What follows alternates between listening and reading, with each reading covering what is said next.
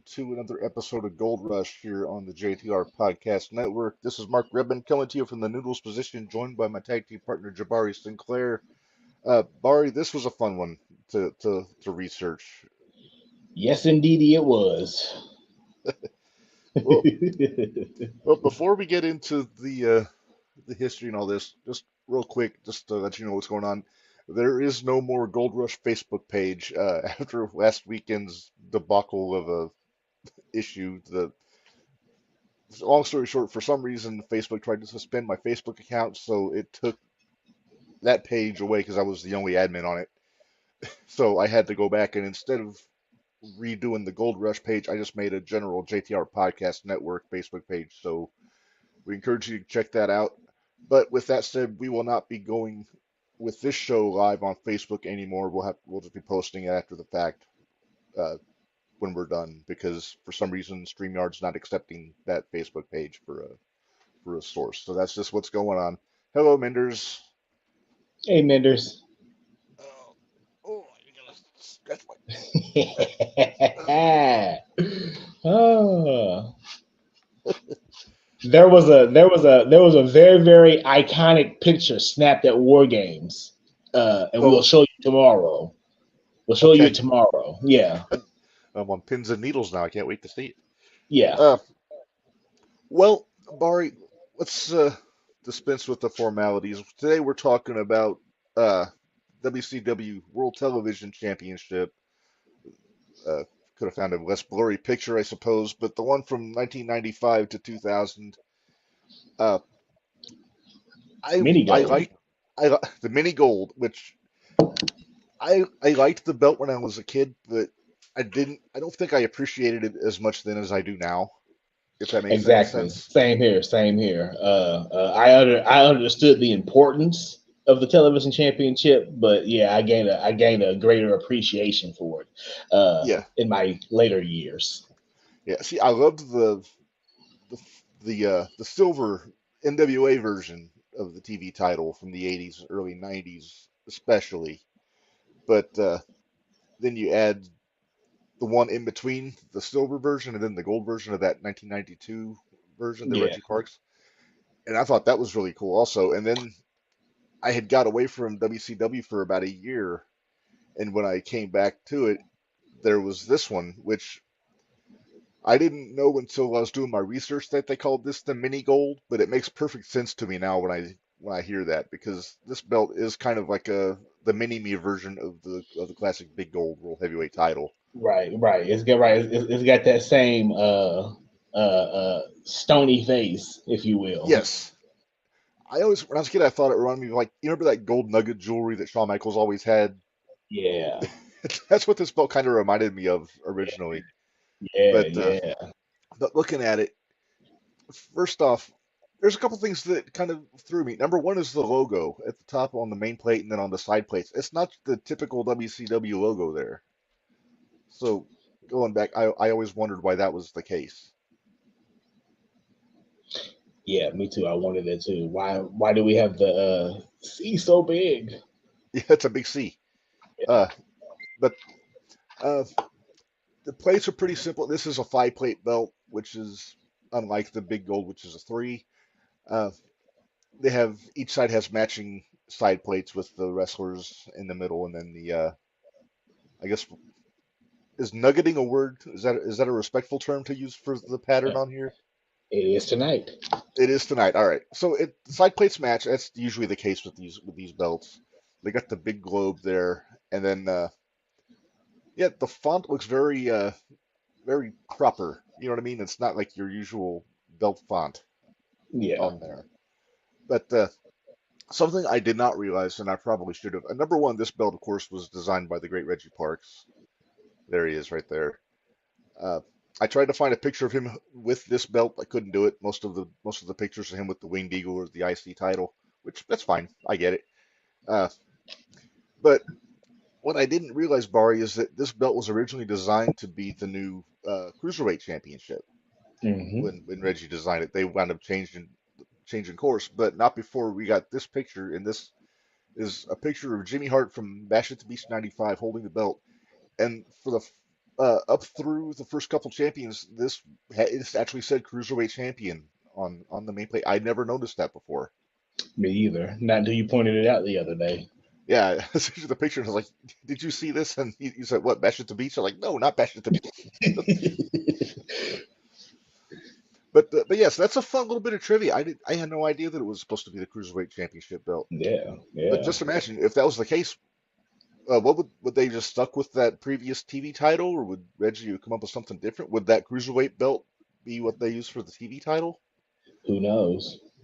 It's so hard to say. I mean, for me, I'd have gone back to the silver if you needed an option, Exactly. but Yeah. that's neither here nor there. This belt debuted, I think it debuted at the Great American Bash, Bari, uh, on June 18th, 95, when Arn Anderson defended it against the Renegade. Just because everything I'd seen before that, it was that previous belt. But Yeah, that's it. if I'm wrong, anybody in the comments, please let me know.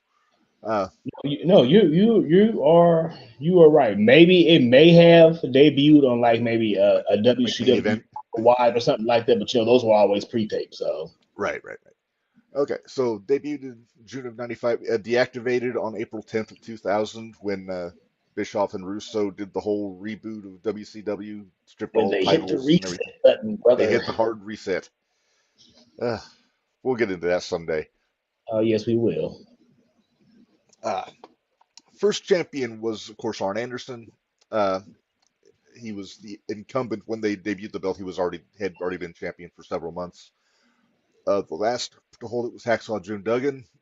Of course, we know why. Found the belt in the refuse and declared himself champion, which is a disservice to the belt, I say, and a disservice to Duggan. I'll Yeah, go that far. We had Cuban Assassin on JTR a few weeks ago, and he was talking about he feuded with Duggan on Saturday night around this time, yeah, and yeah. they were drawing really good ratings that the uh, the higher ups did not like because they were getting competing ratings with Nitro, I guess. So they poo-pooed the angle. They put But the you never know. kibosh. You never know. We might have had a Cuban Assassin World Television Championship reign if they would have kept Exactly. on this. Let's see. Most reigns. Booker T, six-time champion. 6-time champ. Yep. Yep. The longest reign, according to my research, was Lord Steven Regal with 181 days. Uh, and then the shortest reign, three different people all had a reign of 1 day. Lex Luger, Chris Benoit, Booker T. Uh, we'll get into Benoit and Booker's as we get through our lineage here. But yeah, Luger beat Johnny B. Bad, then dropped it back to Johnny B. Bad the next day on a taping, then won it back to him from him fairly soon after that. So this is very much was a hot potato belt. I want to get your take on this because in the 80s, it was the TV title was really considered the number two belt in the NWA to the world title, in my estimation. I don't know if you agree on your end there, Bari, because the U.S. title was very important, but it always seemed like that TV title was just a little bit above it You seen for the a good TV. while. You seen the TV title defended more. Well, First yeah, off, it was all yeah. and then it was almost secondly as far as the United States Championship went. That was more of like once you got that title, you were the number one contender. So you were doing things with the world champion anyhow. So hmm you didn't see a whole lot of United States Championship stuff. Yeah. Um, See, to me, the television championship actually means a little more than the United States Championship. I mean, if you go back and you look at the entire history, it's been around for a while, and yeah, some really big names held that championship. So yes, to me, to be a TV champion was a big deal. And yeah. before we even got to Arn and this new belt, the matches I remember was Steven Regal on Saturday night in those 15-minute time limits. Like, Yeah. right, that was some hot business right there. Sir William L was showing him his pocket watch just to Exactly. show how much time he had. Yeah, the opponent getting to come back in the last 25 seconds. One, Wonderful. two, bell. Classic. Oh my Yes. goodness. Plus all the great opponents Regal had. And we could probably do that 92 TV title at some point and get into that more. Because I'd love to get into Regal and Zabisco. Yeah, I watched that earlier. I was like, I forgot how good that was. Oh, And, so good. So, And that was when nobody was beating Regal. Like it was always a draw, or he was finding the screw way to win. yeah. So let's see here. Let's get into our history. Let me make sure I got my list up there. Good. Okay. So on June 18th, 95, Great American Bash, there we see Arn Anderson. I couldn't find a decent picture on Google. I had to go back and put the bash on and get a screenshot of Double A coming down with the belt just to get a picture of him holding the title. God, in that members only jacket, the belt on, right, with the greatest theme music of all time. Yeah. Yes. This is that limbo period between the stud stable and when the Horsemen officially reformed in 95. Yep. Because this was when Double A was on his own. He was still helping Flair out, but they weren't the Horsemen yet. Oh, yeah. Ari's right. It showed up outside your window. The train came. Well. Not now. We're busy. Uh, so, of course, I mean, we can't talk about this show and this match without talking about the Renegade. Rick Wilson. Poor fella. May he rest in peace. Poor fella. Yeah. Yeah. I tried to zoom in on this picture to see if it still said Cruiserweight on here before I found the better picture of Jimmy with the belt. But, yeah, this is Hogan just really getting carried away with the creative control. Yeah. With his red and yellow all over the damn place. You know, I'm not one to use the term bait and switch a lot in wrestling, but Hogan totally bait and switched the fans when he was talking about the ultimate surprise coming to help out. God, listen, I remember the promo minutes before Uncensored 95, and it was him, and he had the Renegade in the background, like some spinning freaking table. Silhouette. Yeah, looking like some male stripper / Ultimate Warrior. He's on it. And no, dude, it's not the Undertaker, but it is the ultimate surprise. Right. Yeah. You don't think the Warrior wasn't free? Exactly. Of course, nobody really wanted to work with the Warrior, but that's neither here nor there. No, can you imagine? Can you imagine? Oh man. I shudder to think. Imagine if Warrior was still alive today and Tony got a hold of him. Right. I saw the eyes. It's like, it's right, especially with All Elite being all inclusive like they are. Yeah, oh boy. Yeah. Yeah, the Renegade. Rick Wilson didn't stand a chance coming out with this character. The fans just pretty much shit on it immediately. But Hogan insisted on him being a babyface, and Menders. Yeah, pretty much. That's what we all thought at the time too, Menders. Yep. They tried to change it after. I think it was after Jimmy joined the Dungeon of Doom, and I think Renegade dropped the face paint and everything. I think he went to more of an Indian, like Native American character. Yeah. But the damage was done. It wasn't as they say, the writing was on the wall. The writing was on the wall in red and yellow paint. I don't even want to go so far as to say that he was a bad worker because, I mean, they told him basically go out and work like the Warrior. Exactly. Here, watch they found him because he looked like it. Yeah, watch these five the Warrior and do his moves. Yeah.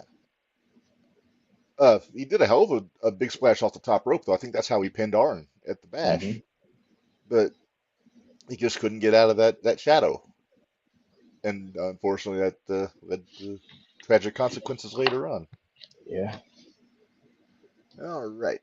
So moving on from the Renegade, at Fall Brawl, so Renegade holds the title for 4 months, almost to the day.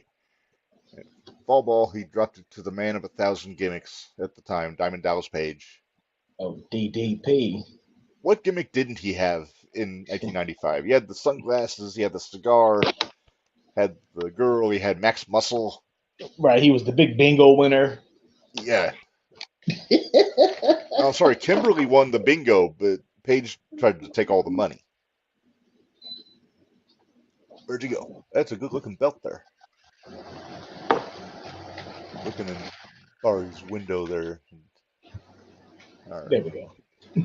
So, this is that weird time for Page where he was really starting to come into his own as a wrestler after being kind of an undercard manager wrestler hybrid with like the Diamond Stud and Vinny Vegas and all those guys. Page won the pony, Menders. He won. He exactly. And Right, he was doing the whole arm wrestling challenge. mhm. Just classic cheating. They'd just kick him and then he'd win.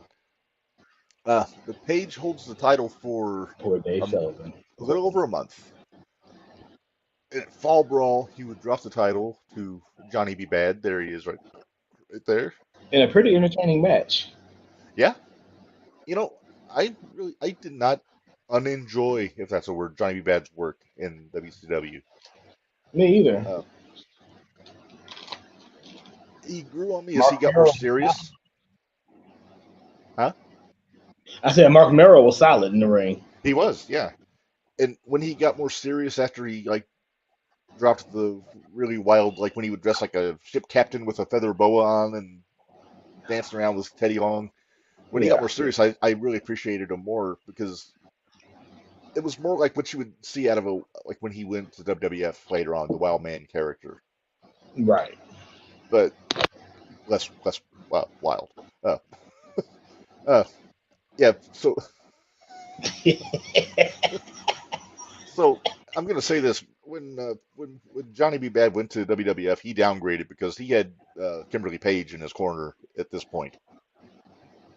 And I was a fan of the Diamond Doll. I don't have a picture of him with her, but that was the heat of the feud with him and Page. Was he took the girl Yeah. before she left Johnny to go with the Booty Man, the Booty Babe, if you remember that. Yeah, that whole thing. Yeah. Let's see.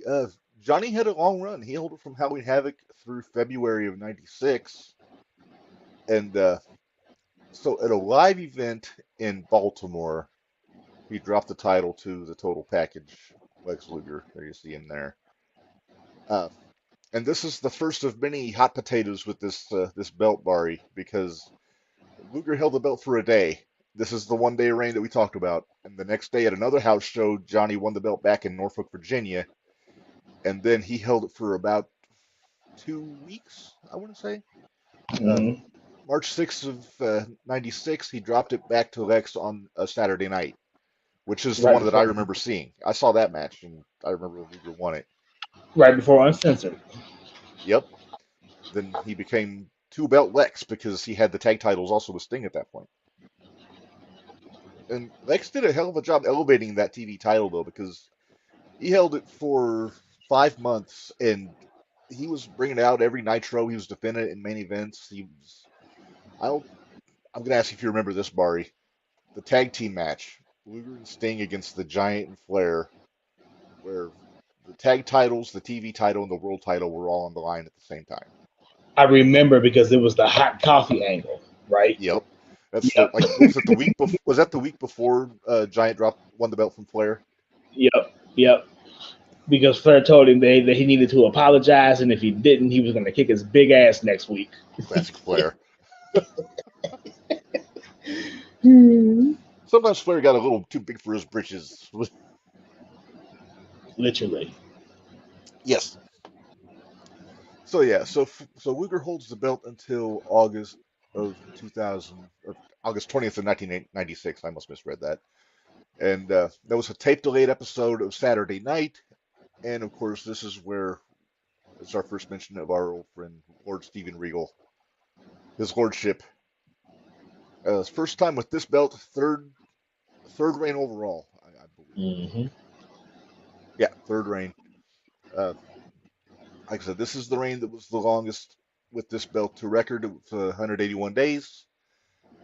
Same deal. He would just defend it against everybody on Saturday nights, on Nitros on occasion, the old main event on Sundays, if anybody was up early enough to watch that. Uh, or was it?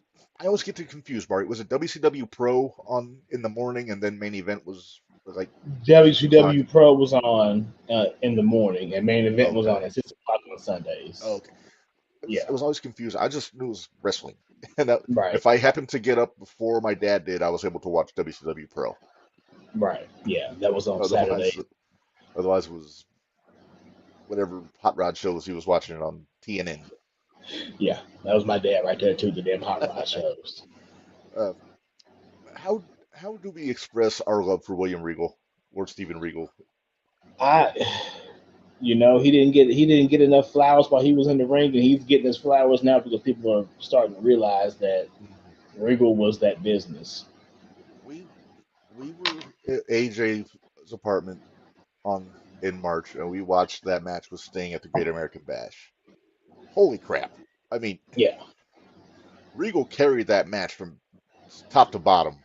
Yeah. I'm about to say he slapped the piss out of Sting all match. Oh yeah, he it was fun. And of course we got to talk about Regal and Goldberg. Yeah. Regal That's what wasn't got going to let Regal. Goldberg big time him. Exactly. And that's what got him canned. But hey, he stood on what he stand on. He's a proper British gentleman. He's not gonna put up with poop. Pender's saying Exactly. Regal is the best. Yes he is. Yes. I had my Regal shirt on the podcast Tuesday. Not it was coincidence, but still. When that brief period he was in AEW and had a Pro Wrestling Tees account, Goldberg. Where'd you hear that from, Mindy? Yeah. All right, so maybe the biggest upset in the history of the World TV title, Bari, happens on February 17th in 1997, when His Lordship would drop the belt to another royalty, Prince Yeah. Iaukea. There Prince he Ike. is. No relation to your greatest impression, Bari, King Curtis. No, no. He's just King Curtis's love child. That's all. I guess so. Like Big Daddy Dudley, that was King Curtis's his role there. Uh, I enjoyed Prince Iaukea run with this belt, Bari. Uh, It was you know, different. Nobody it expected was. him to win, so it was different as hell. After Uncensored, he wrestled Mysterio for the title, which is it didn't make it onto my list of favorite matches, but it was close. But uh, It was a- but after the match at Uncensored, when the NWO had won the right to challenge for any title they chose on Nitro, they had Macho Man challenge Ikea for the TV title, and I was 125% certain that Macho was going to win the belt. I mean, how do you pick Prince Iaukea to go over Macho Man? Of course, it was, exactly of course, it was a match rife with fuckery, and there was a DQ, so Prince kept his belt, right. but But still. that was still Randy's decision. hmm Something that's kind of notable because I forget what if there was an NWO when Scott Hall won the belt in was it '99? I think the group might have disbanded at that point. Or Uh, it may have been that NWO 2000. it was November of '99. This might have been right before Starrcade, so so I don't think there was an NWO at this It point. may not, yeah. I think it was just Hall and Nash and Steiner running around together. I think so. But something notable is I think this is the only title in WCW that nobody ever held that was in the NWO. Never did. Everything else they got. They got the cruiserweight belt. They got the U.S. title. They got the tag titles, world title. They just never got that TV title. And I remember Regal cutting promos after he beat Luger, saying that he was the only non-NWO member to hold the title in WCW, and he was bragging about it, which I got a kick out Yeah, of. yeah. And dared any of them to step in the ring to him, and he would have young boyed them. Oh, he would have stretched him out good, man. Oh goodness. So Prince holds the belt from February 17th to April 7th, and on a Nitro in Huntsville, Alabama. I'm going to bet it was it the Von Braun Civic Center, Bari? Probably. Oh, Probably. probably. He dropped the belt to the Ultimo Dragon, The one of Ultimate our Dragon. favorites. Yeah. And man, still got it today, Bari. We saw him in Indianapolis a hmm couple months ago. Had a hell of a match with Nick Nemeth. Sure did. This is I, when, I watched from the doorway, but it was good. oh yeah, we're out of shape. We got to get up and stretch our back every now and then. So Yes, we do. yes, uh, this is when Dragon was with Sonny Ono, and Sonny had invented the selfie at this point. He always had that camera with him.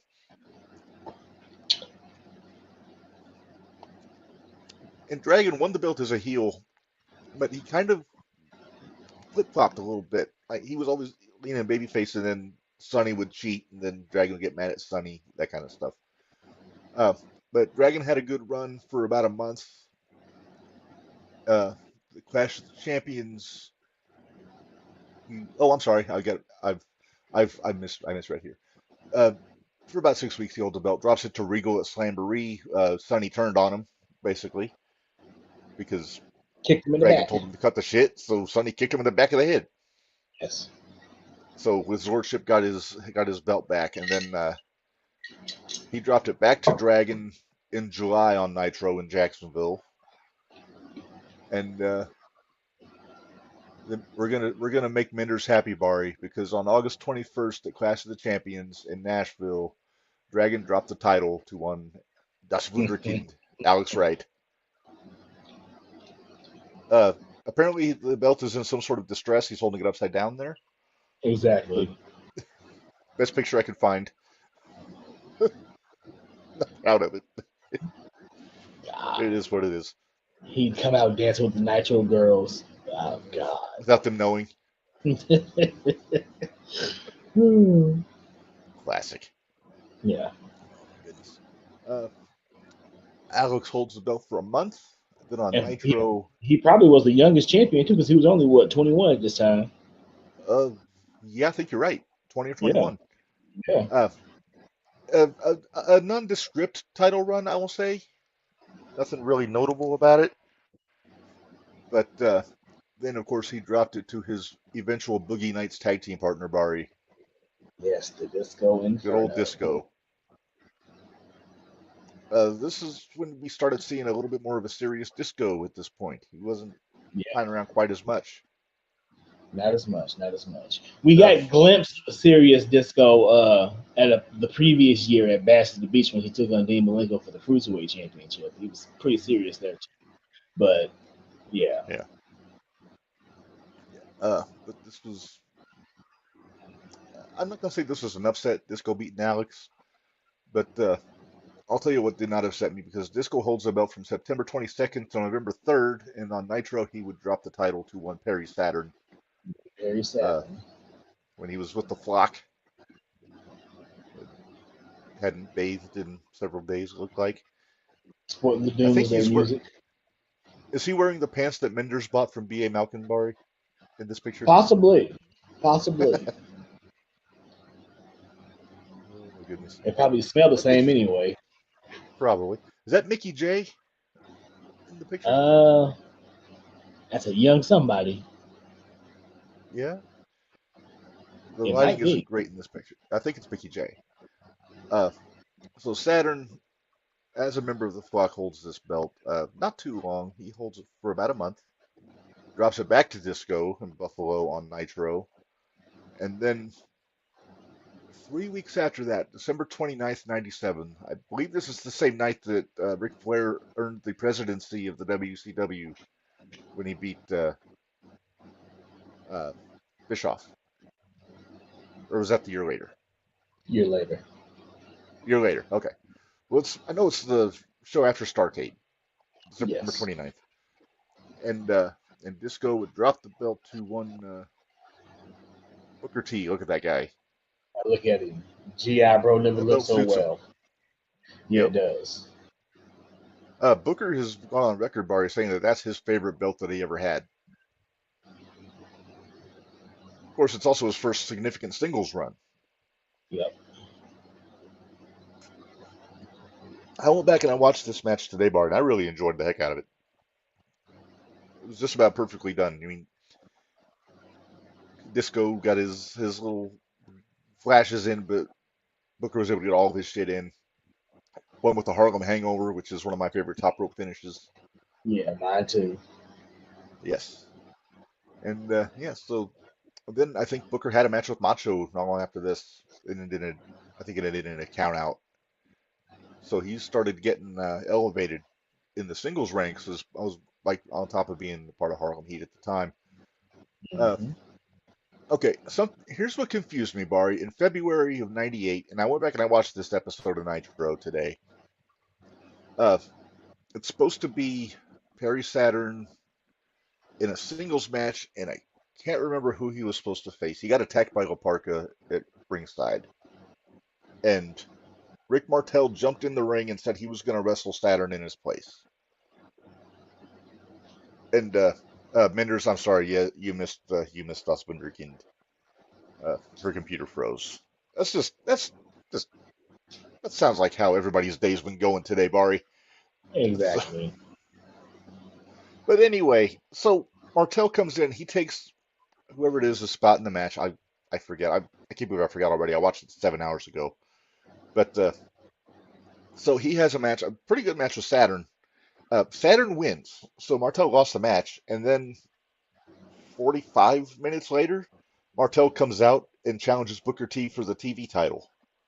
Like that was his originally scheduled match, and he won. A little bit of inadvertent fuckery from Saturn, but Rick Martel in the patent leather finery there won the TV God, championship. how hot was he? Oh my goodness, both figuratively and literally. I mean, he came in near the top of the card. I mean, it's Rick Martel, so how can he not be? But Exactly. he was doing his best for an Adu pre-impression, prancing around. You know how he would do with the big shit-eating grin on his face. But what confused me is in the match with Saturn, he was full-blown babyface. You know, fiery. You know, he was in the match with Booker. He was a heel. I mean, everything he did was a heel. He jumped him before the bell. He was doing some underhanded tactics and all that stuff. So I was a little confused by that. And then after he won the title, he went back to being a babyface. Yeah. Well, he did what But he had to do, I guess. you know, and it's because of this, Barty, we never got the supermodels in the WWF. Do you ever Hmm. hear that story? Very vaguely. It was supposed to be him and Don Callis coming into the WWF as a tag team called the Supermodels. And then Gosh. Martel got an offer from WCW and took the contract and left Callis high and dry. So then that's when they had to find something else for him. They wound up putting him in the Truth Commission. Well, we dodged that bullet, didn't we? Uh, yeah, apparently there were vignettes filmed of both those guys in thongs on the beach. They never showed them, thankfully. Uh, enjoy the mental picture though. Uh, Don Callis with ass floss. Nice. okay, that's a first. I never heard it called ass floss before. Oh, I'm sorry. You almost got me. Minder's been trying for months to try to get me to do a spit take, and she can't get it done. You almost got me with ass floss, which was a sentence I never thought I would say. Yeah. All right, so I I wonder if they had Martel planned for a long run with this because he defended the belt at Super Brawl in San Francisco on February 22nd and got hurt, and Booker wound up winning the belt back. I think Martel wound up retiring after that injury. I Yeah. think he broke his leg. It was his knee. So it was his knee. Okay, Yeah. but yeah, so Booker gets the belt back and holds it until okay, and this is the epitome of a hot potato, Bari. April 30th of '98, he drops the belt at a house show. Hang on, gotta. Sorry, Menders. I hate you both, she says. Love you. There's your sign, Menders. Someone just hold up a sign that says ass floss. See what happens. Yeah. But anyway, back on point here, Bari. At this house show, Booker dropped the belt to Chris Benoit. There he is. He almost looks like he's out of breath. Uh, but so here's what happened. So Benoit wins the belt on April 30th at a live event in Augusta, Georgia. The next day, May 1st, he drops the belt to Booker in Greenville at a live event. The next day, Booker drops it back to Benoit on the 2nd in North Charleston, South Carolina. And then on May 3rd, Benoit dropped it back to Booker in Savannah at another house show. And then on May 4th, on Nitro, Benoit dropped it to Finley, Hmm. the Fighting Irishman. Yeah. That's called popping a house to just do a Yeah. title change every night like that. Exactly. I dare you, Menders. I'm going to breach protocol. I'm going to double dog dare you, Menders, to do a sign that says ass floss on it. I know it's a complete breach of etiquette to skip the regular dare and go right to the double dog dare, but I don't care. This one has big ramifications. It does. But who's it gonna be for? Is Kyle? Hmm. No, jeez. I'm kidding. Ah, that killed me. Vendors probably hates me now. All right, so Finley holds the belt for a couple months here on. He wins it on Nitro from Booker in Indianapolis. Holds it until June, and then Booker gets it back from Finley in Baltimore at the Bash on June 14th. Then Booker gets hurt. Uh, Yep.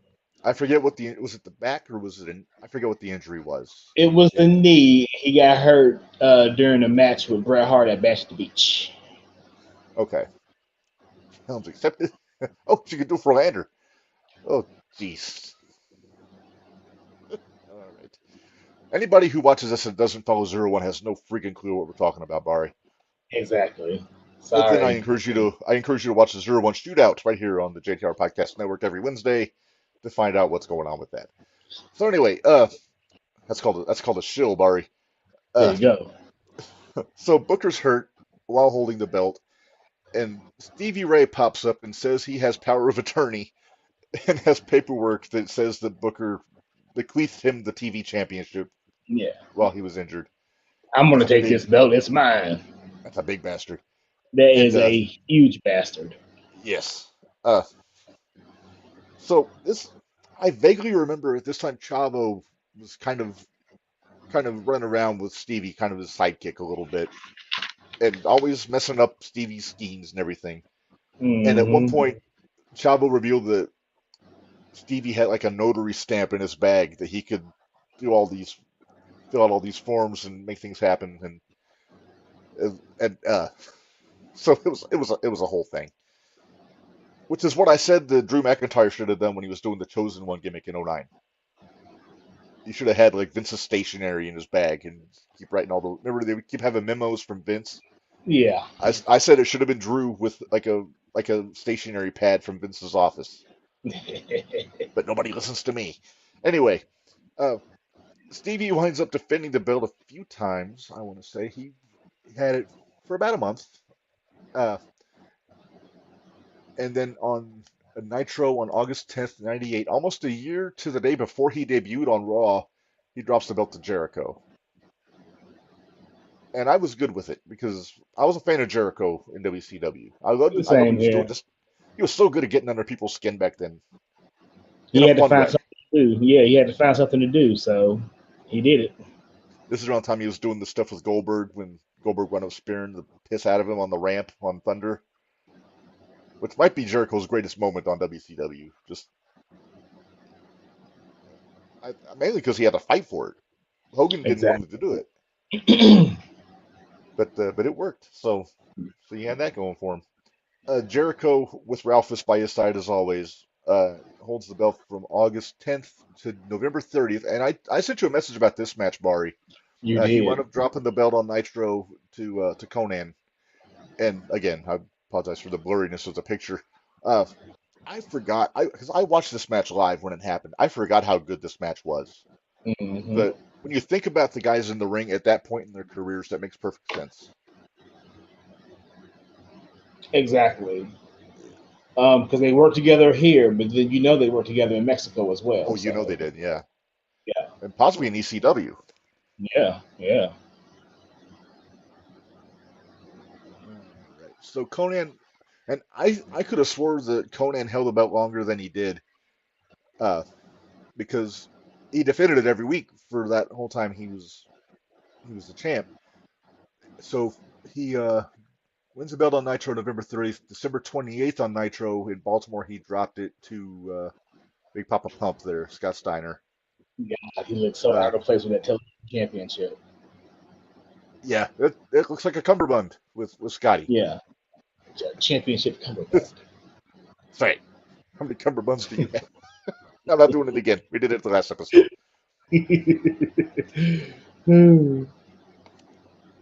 Captain Holt will never get old. Never. Oh my goodness. So Scotty holds the belt. Pretty pretty dominant reign. He had it for about 4 months, 76 days to be precise there. And then at Uncensored, he dropped the belt back to Booker T. And I'll spoiler alert, this one actually made my list for favorite matches. I went back and watched it again today. So I love watching these two in the ring, whether it was Harlem Heat against the Steiner brothers or Rick versus or Scott versus Booker. I'll take it. They work real good together. Yeah, They they do. did. Yeah. Uh, Speaking of the Steiners, so Booker holds it for a couple months, wins it at Uncensored in Louisville, and then on May 9th at Slamboree in St. Louis, with an assist from Scott, he dropped the belt to Rick Steiner. And I didn't watch this You pay-per-view live, but If you don't I like me, bite me. yeah, uh, we didn't watch this pay-per-view live back in '99. No, you're not. Yeah, but my brother and I went to I think it was 411 Mania. Always posted the results right after the show was over, and we read the result where Scott comes out and helps Rick beat Booker for the title. It's like, oh shit, maybe that means we're getting the Steiner brothers back. And then a little further down on the show, Rick came out and helped Scott beat Buff Bagwell. So our heads exploded, and we didn't really get that Steiner's reunion. They were just both heels, Nah, and right. They were both heels, right? And they would help each other every once in a while. right. And then Rick was teaming up with Sid Vicious and Kevin Nash, and Scotty Thank was Gavin. just yeah, Tank Abbott. Scotty was just doing Scotty things, with his freaks and They his have peaks, as they say. lead pipes, biceps, Yes, bimbos, and tigers. yes. Oh, that tiger. Oh, if Tony Khan could get a hold of a tiger, he would. Poor baby. For him. Yeah. He probably has one in that damn mansion right alongside those thousands of belts. He may. You never know. Uh, Steiner holds the belt till September, drops the belt on Nitro to Benoit. Another really good match.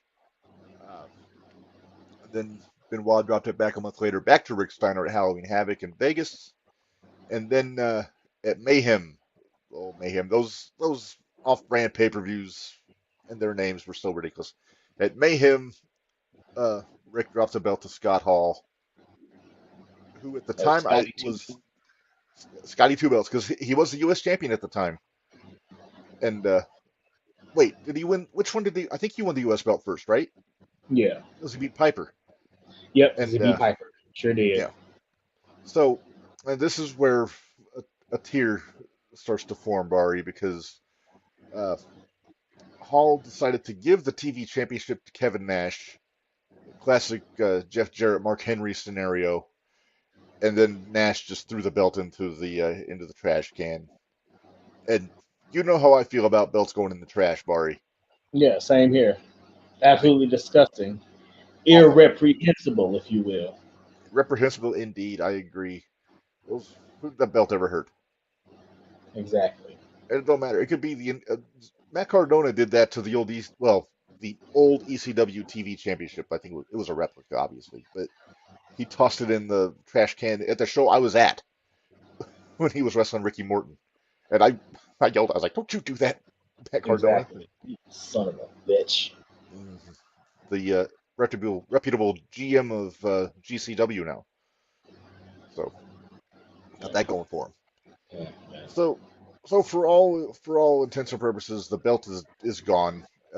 Through in the trash in Canada, but somehow I don't know how on a WCW Saturday night in Bethlehem, Pennsylvania on February 19th of 2000, uh, 4 months, about 4 months later, it got dug out of a different trash can because I don't think they take the same trash cans to each show, Bari. I'm Right. just I'm just assuming, but uh, Hacksaw Jim Duggan, while serving his duties as a janitor under orders of Vince Russo, finds the belt in the trash and declares himself the TV champion.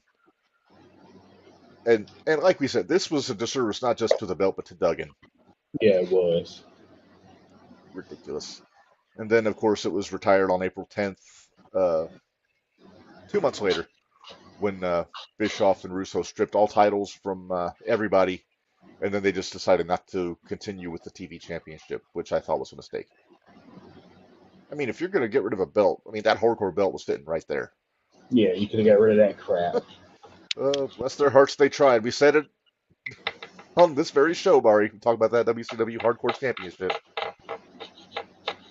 So, yeah, a lot to digest in just under 5 years with that title, Bari. Yeah, it was. Oh my goodness. All right, well, let's move on to our next segment here. Notable feuds. Here we go for the TV Championship. I've got four. I couldn't dig up a fifth, but I like my four.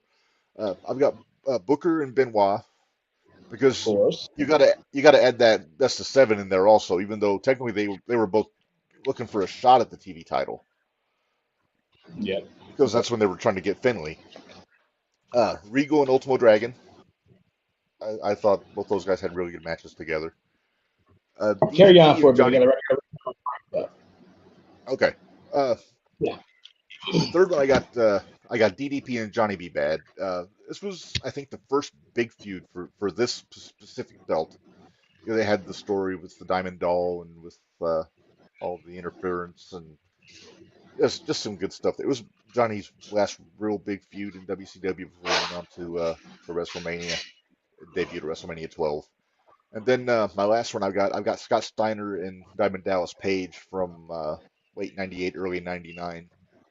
Uh, again, I talked about it with Steiner and Booker how I love the chemistry between the two of them, and they always had great matches. I feel the same way about Steiner and Page.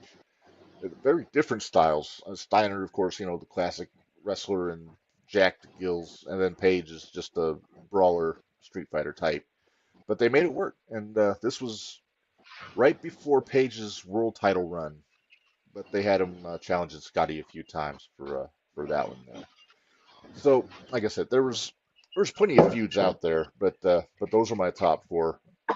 I see Bari rejoining us. Bari, did you catch all four of my picks there? I caught Booker and Benoit, and yeah. Okay. So I got Booker versus Benoit, Regal versus Ultimo, Page versus Johnny B. Bad, and then Scott Steiner against Page. Okay. All right. Not a Am I bad missing list. any? No, because I've got all, but yeah, you've got them.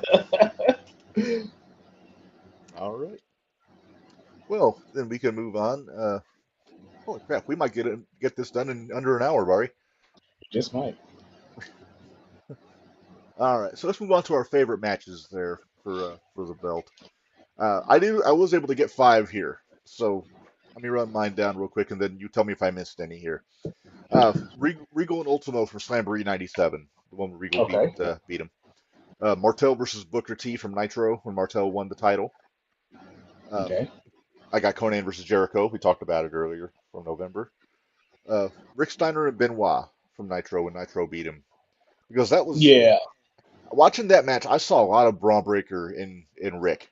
Because Rick was kind of the unhinged heel and threatening everybody, and you're seeing a lot of that out of Braun these days. You are. Yeah, Body and jobbers and what have you. yeah, break that poor bastard in half on Monday. I've never seen anybody run around the ring that fast.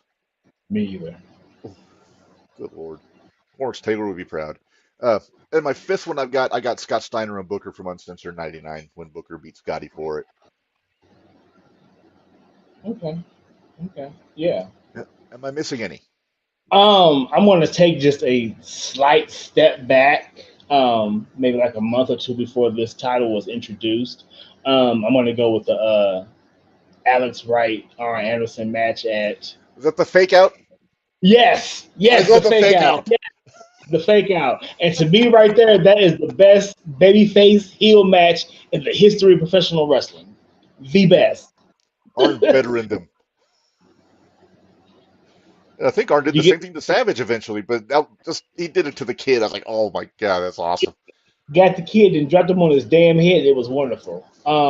You already hit the best of seven series. Booker and Bret Hart at Bash at the Beach '98 was really good Yes. too. Um, that was kind of like Booker T's coming out party. Here you are in the ring against a multiple time world champion, and you're keeping up. Hmm. Like, yeah. And the fact that Bret gave him that opportunity to showcase himself, Yeah. that's a lot too. All right. Very strong choices there. Let's move on to our top five champions to hold this belt. Uh, my first three are obvious, I think, but then the other two are a little out of the box. They're only one-time champions, but I still think I like their runs with the belt. Uh, Regal, I got more Steven Regal, Booker T, Chris Benoit, Perry Saturn, and Fit Finlay are my top five. Okay. All right. All right. I got Arn Anderson, Booker T, Chris Benoit. Oh, excuse me. Lex Luger Oh, and the Ultimate Dragon. oh, no Regal. I'm surprised. Arn, I would have had on if he. Not for this run right here. Had it Okay, been right, had it been with the previous championship, then yeah. gotcha. And I got Okay, honored it because he was the first one to hold it. yeah, yeah. I was gonna say if Double A had held it for more than just the one day, I would have been. I'm all Double A is my favorite wrestler of all time, so I would have had him on my Exactly. list. He's in my top five. So All right.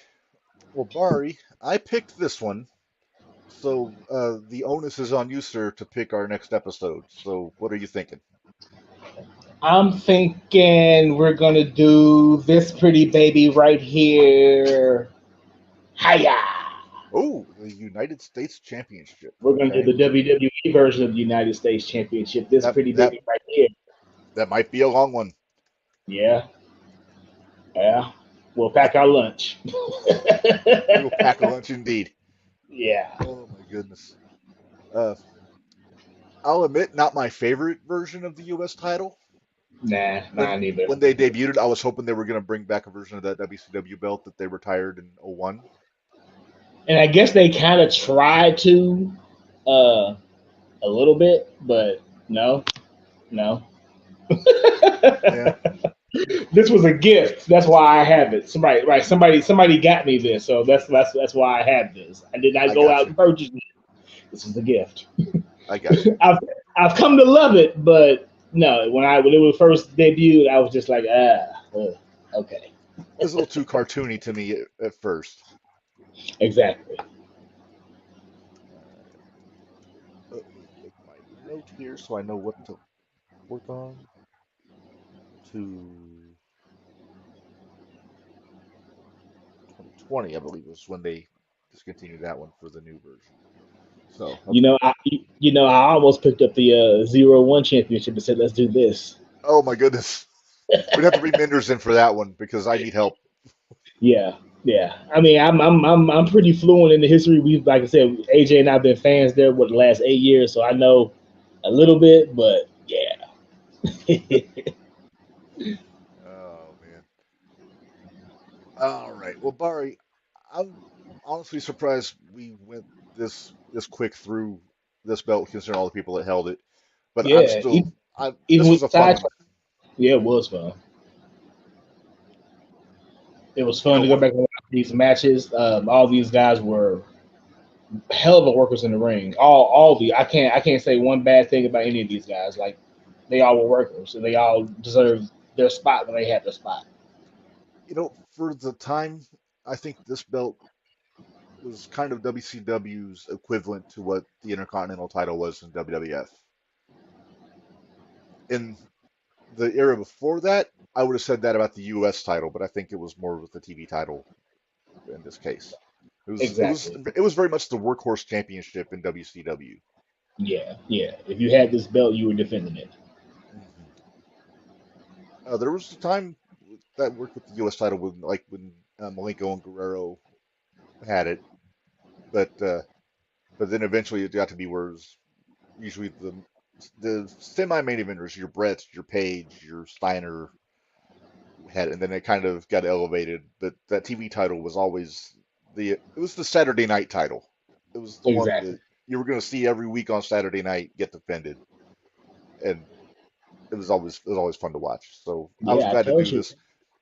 I watched I used to watch Saturday night every week when I was a kid in the 90, 95 to 97 period. Then I started not being home every Saturday afternoon. But uh, but yeah, Yeah, that 95, 97 period, I was at my dad's every weekend. So I definitely was in tune to TBS and watching WCW Saturday Night, and that's how I fell in love with the television championship, watching all those matches and stuff like that. That's one I would love to have a replica of, but Yeah, someday. Maybe we'll have it at the Expo next year, Bari, maybe fingers and then we'll have to crossed. fight over Yeah, 2 out of 3 it. falls out back. There we All right. Well, Bari, I would say we got to watch SmackDown, but shit, we already know what happened on SmackDown. It was taped. It was taped exactly. Nia Jax and Randy Orton advanced, and I'm gonna Spoiler be I'm alert! looking If yeah anybody that didn't watch SmackDown yet. I'm looking forward to those final matches tomorrow. I'll have lunch and I'll be watching the King and Queens tournament. Yep, yep. And then we'll adjourn at the Burger King in Mattoon and go to. Oh, by the way, Bari, in case you didn't see, the Oh Fonzie yeah. package came. This will be coming your way tomorrow, sir. Coastal Championship Okay. Wrestling. All right. Sweet. Sweet. I didn't check to make sure it's the right size. I'm not sure. I can't really read. We'll see. All right. I mean, can't either way, it's free. So Exactly. Exactly. Thanks to Bill Alfonso for making that happen. We appreciate it. I won something. You did. And even if it doesn't fit, it's a good wall hanging. Exactly. Yeah. And we got to go. One of these days, we're going to christen Menders' she shed in at her house and go through all this cool shit that Fonzie sent and decide what Yeah. we're going to do Yeah. with it all. Yeah. I was listening to JTR Tuesday when you were going through everything. I was like, wow, he sent a lot of shit. He sent a lot of stuff. It sent a whole folder full of 8x10s that I've Oh got. wow. I've got stuffed in my. I've got not stuffed, but I got it sitting in my binder for protection. But we'll go through that. We have to do some giveaways on the network Oh yeah, for some definitely. stuff. I had an idea. I want to do a trivia episode of JTR where we just get 3 people to call in on the StreamYard, and then I ask questions, and the winner gets a That'd be prize. You fun. know, I don't know Yeah. who we would get though. I don't I know if guess it. we have to. I guess you would have to post a question on the Facebook page and see who replies. Yeah, yeah. Maybe we'll make that happen. I think there's an episode next month where we don't have a guest, but why are we talking about that here? We just carry on. That's why.